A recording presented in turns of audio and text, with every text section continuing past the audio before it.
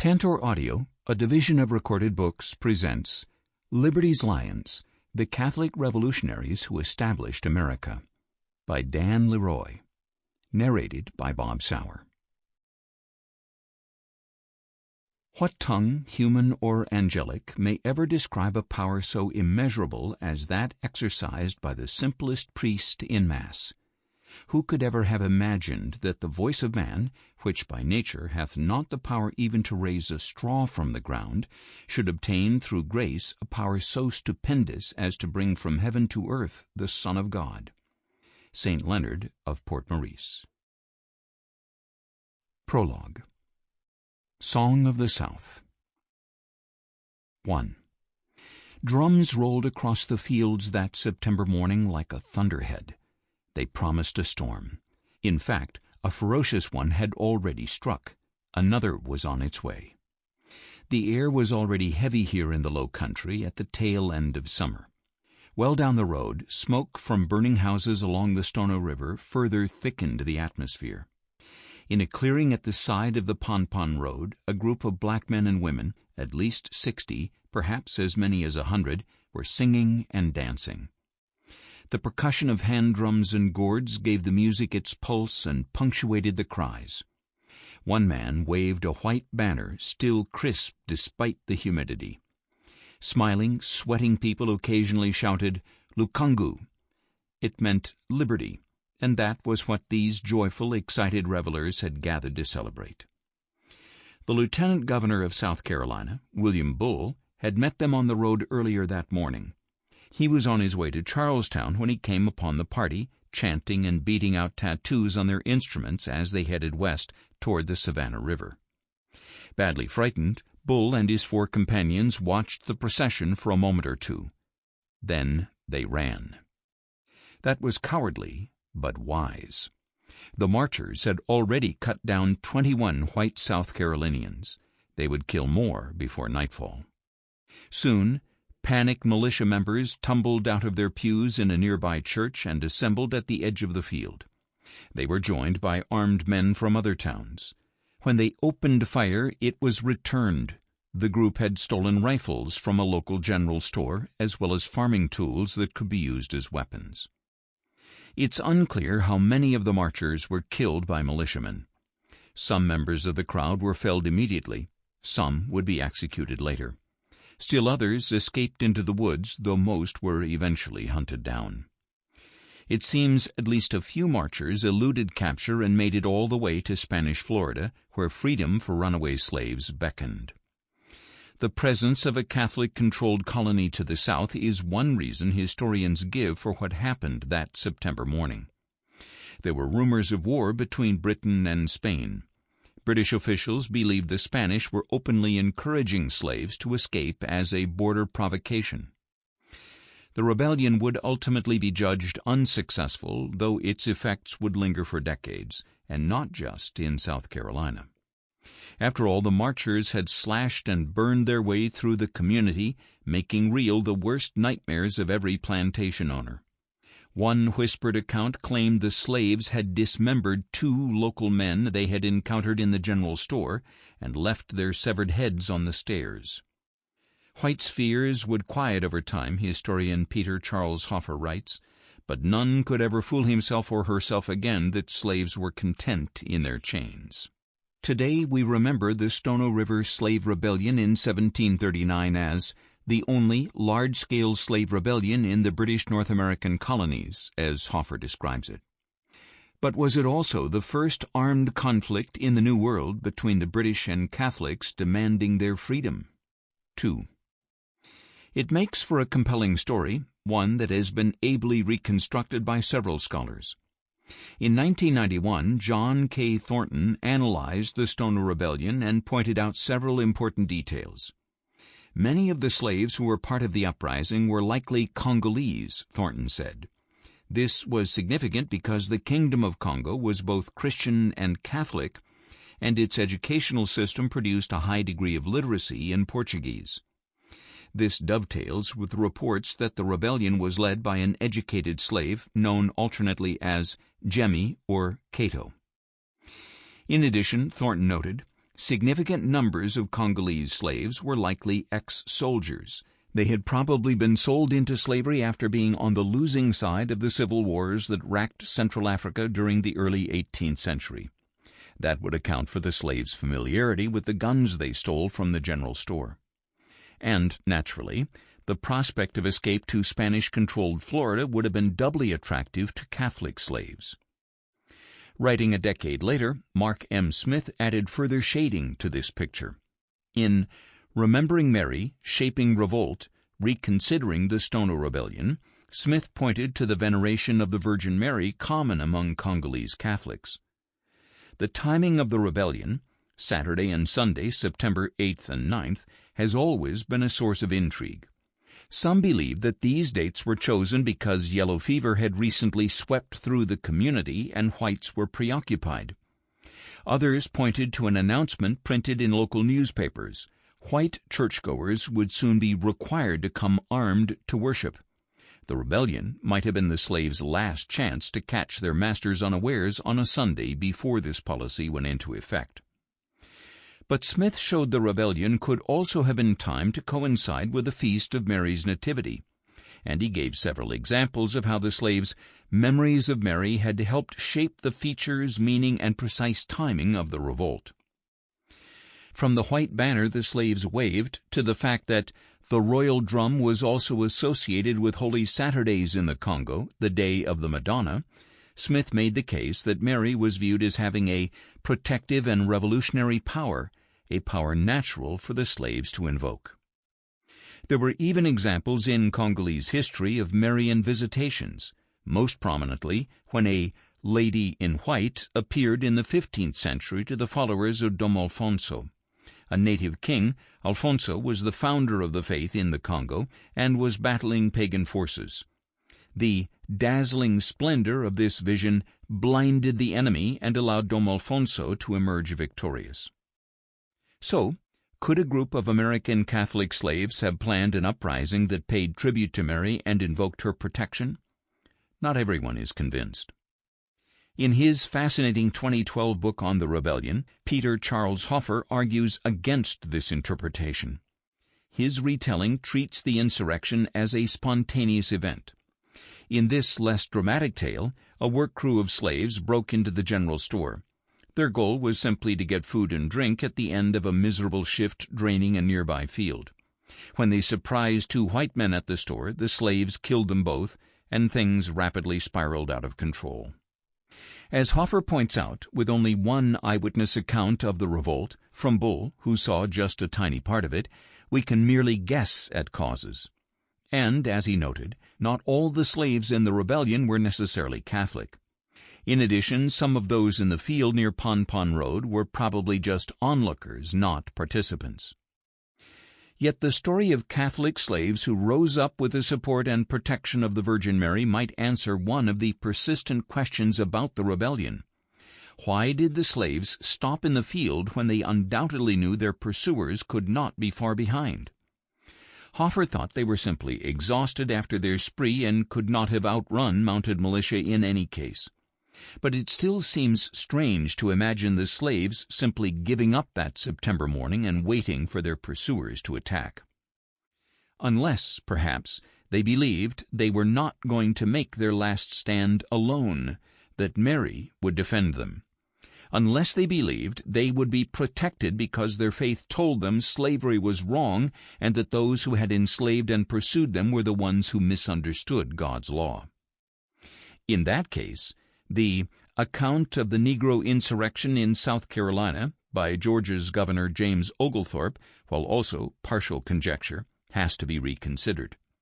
Describing the events of that fateful morning, this account from October 1739 stated, "They increased every minute by new Negroes coming to them, so that they were above 60, some say 100, on which they halted in a field and set to dancing, singing, and beating drums to draw more Negroes to them, thinking they were now victorious over the whole province, having marched 10 miles and burnt all before them without opposition." Could these rebels, some educated men and some Catholics, truly have believed they were now victorious over the whole province unless they felt they had divine assistance? That interpretation raises all sorts of issues, not least because the rebels had just taken the lives of nearly 24 people. The suggestion that violence was justified must also confront the terrible brutality of the event, as it was described shortly afterward. Next, they plundered and burnt Mr. Godfrey's house and killed him, his daughter, and son. They marched on towards Mr. Rose's, resolving to kill him, but he was saved by a Negro who, having hid him, went out and pacified the others. Several Negroes joined them. They, calling out liberty, marched on with colors displayed and 2 drums beating, pursuing all the white people they met with, and killing man, woman, and child when they could come up to them. But history is often problematic, and the possibility that the rebellious slaves saw their actions as divinely inspired and protected can't be discounted. It is hardly surprising, Smith wrote, quoting Thornton, that the Stono River slaves might have chosen to express their consternation at their enslavement in this strange land in religious terms. Although he believed the revolt was likely not religious but accidental in nature, the words of Peter Charles Hoffer seem appropriate here. Some of what I found greatly disturbed me, but stories like Stono do not always reveal the heroes and villains we would like to find. Rather, slavery demeaned and brutalized everyone it touched. Catholics in the United States have obviously not been demeaned and brutalized in the same ways and to the same degree as black Americans. But both groups share the knowledge of how discrimination can warp the promises of Scripture and liberty. In fact, their history is painfully intertwined, a braided umbilical cord that sometimes threatened to strangle the birth of a nation. Even today, that struggle can cause us to raise our hands to our own necks in discomfort. 3. This is not a book about the Catholic Church and slavery during the Revolutionary era. If it were, it would be twice this length. However, it's also impossible to write about one institution without referencing the other. Colonial Catholicism was clearly a Southern institution in which the gentry were the most influential group and slaveholding was commonplace, Catholic historian J.P. Dolan wrote in The American Catholic Experience. The Southern character of Catholicism goes a long way to explaining why in later years Catholics were reluctant to join the anti-slavery crusade. The reasons for Catholicism's Southern tilt include the fact that Maryland, a Southern colony with a Southern agrarian economy, was home to most colonial Catholics. This was because it offered them, at least for a time, the religious freedom denied them elsewhere. Another factor was the presence of Jesuit-owned farms, the major landholdings of American Catholics, which often employed slave labor. But in truth, for all the historical detail available to us about the relationship between church and slavery, the broad and important facts are already well known and can be laid out in a paragraph. The Catholic Church benefited from and failed to condemn the practice of slavery in America during this time. That characterization encompasses several of the figures mentioned in this book, as well as America's founding fathers of all faiths. Some tried to rationalize the practice. Many admitted it was wrong. Because of the Church's teaching about the dignity of every human being, we see this as a particular and particularly shameful failing of Catholics. All that is difficult to contest, although it was in contradiction to what the Church's magisterium officially taught. What this book does contest, however, is that this failure overshadows every other accomplishment of the founders and their historical peers. It does not mean that they were not great men. It does mean that they were less great than they could have and should have been. History can't be changed, but it can be examined. It ought to be studied in all its complexity. When we do so, it should be with the acknowledgement that the lens we look through, the lens that gives us the picture of this forgotten country, naturally distorts the image. We must make corrections, not just by remembering that we view a different time, but also that we are looking at human beings who are far too complicated to be studied with complete accuracy through our modern-day moral telescope, no matter how powerful it is. That does not mean we should defend or ignore injustices that are apparent through any lens. The current moment in American history makes us rightfully uncomfortable about aspects of our past. We are uncomfortable in part because the more sensible among us recognize there are no easy remedies to undo what has been done and left undone. Yet we should also remember that Catholicism is not the only belief that can produce startling contradictions. To cite just one example, more than a few of the leading abolitionists who played a major role in ending slavery were also rabidly anti-Catholic. Some thought the two institutions, Catholicism and slavery, were equally evil. An American party broadside published just prior to the Civil War stated, "Roman Catholicism and slavery being alike founded and supported on the basis of ignorance and tyranny, and being therefore natural allies in every warfare against liberty and enlightenment, therefore be it resolved that there can exist no real hostility to Roman Catholicism which does not embrace slavery, its natural co-worker in opposition to freedom and republican institutions." To be on the right side of history is never quite as simple as we would like it to be. Trying to set the record straight is not in itself a remedy. To quote George Washington from a letter to Congress in 1776, it is, comparatively speaking, no more than a drop in the ocean. Back then that saying must have seemed much less a cliché. But there are fascinating and illuminating paradoxes here, stories of great patriotism and also of human frailty. Sometimes they exist side by side, sometimes within the same person. There are men mentioned in this book who owned slaves and men who owned almost nothing. There are those who made excuses for slavery and others who fought passionately against human bondage until the day they died. They all have stories that need to be told and understood. The greater our ignorance of any subject, Dr. Charles Hallen McCarthy reminded members of the American Catholic Historical Association almost 100 years ago, the more firmly are we attached to our opinions about it. The revolutionary urge is generally to burn it all down and then rebuild anew. The Carroll family of Maryland, about whom you will hear a lot in this book, knew something about that urge. As Catholics who were the subject of persistent discrimination, it must have sometimes been a tempting one, despite their wealth. Ultimately, however, they knew that there was much about their emerging America that was worth saving. The slower, much more difficult, but ultimately more rewarding job was to improve the existing structure from within.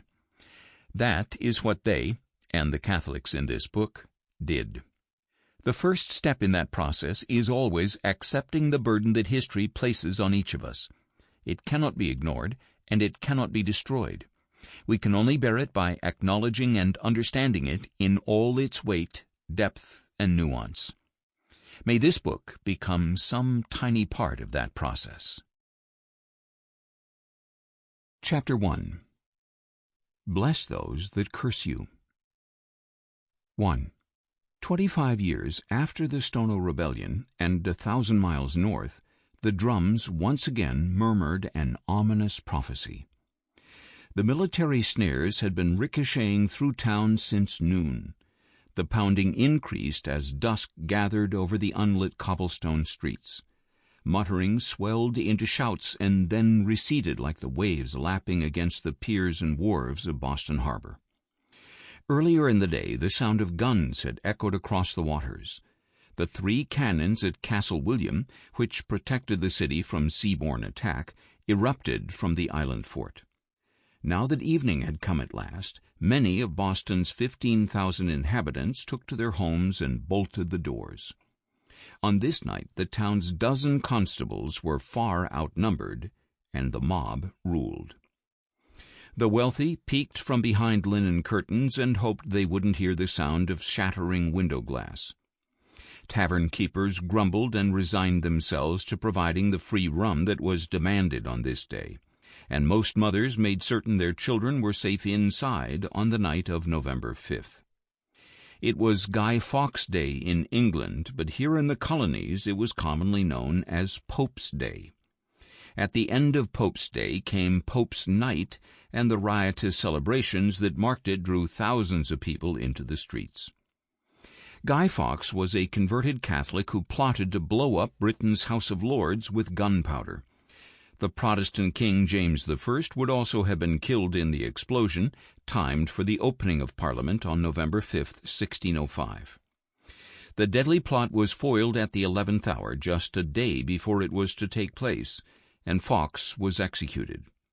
That didn't end hostilities between Protestants and Catholics in England, which had been ongoing since the Protestant Reformation. They led, almost a century later, to the glorious Revolution of 1688 and the removal of James II, Britain's last Catholic monarch. Fawkes's treason did, however, inspire a new tradition. British citizens began celebrating Guy Fawkes Day on the 5th of November by burning him in effigy. The custom traveled the ocean to the colonies. But here it would be the Pope rather than Guy Fawkes who would be mocked and burned. Children allowed into the streets carried their very own dolls of the pontiff. The carved potato heads leered disturbingly at passers-by.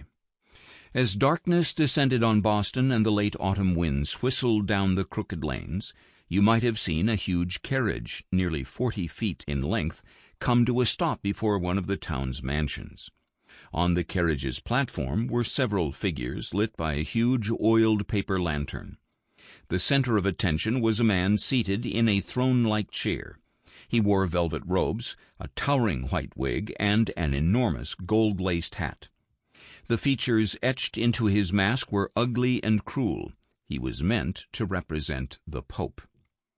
Behind him loomed a giant holding a pitchfork and clad in tar and feathers. Satan himself, the Pope's ally. Both figures had false heads on poles that were controlled by boys hidden from sight. There was also a woman on the platform, dancing a hornpipe to accompaniment from fiddles and drums. She was meant to represent the British performer Nancy Dawson, a symbol of corruption and immorality. Behind her, hanged in effigy, was the famous naval trader Admiral Byng, who had been court-martialed in 1757 for refusing to fight. Around them capered boys as young as 7 or 8, dressed in tarred and feathered costumes. They frequently kissed the figure of the devil, since they were meant to be his imps. The jeering throng that followed this carriage would have quieted long enough for a verse to be recited. It was the same verse that was being recited in every village and hamlet in England on the same night, as the author Esther Forbes wrote centuries later. The 5th of November, as you well remember, was gunpowder, treason, and plot. I know of no reason why the gunpowder treason should ever be forgot. With that, the mob roared its approval.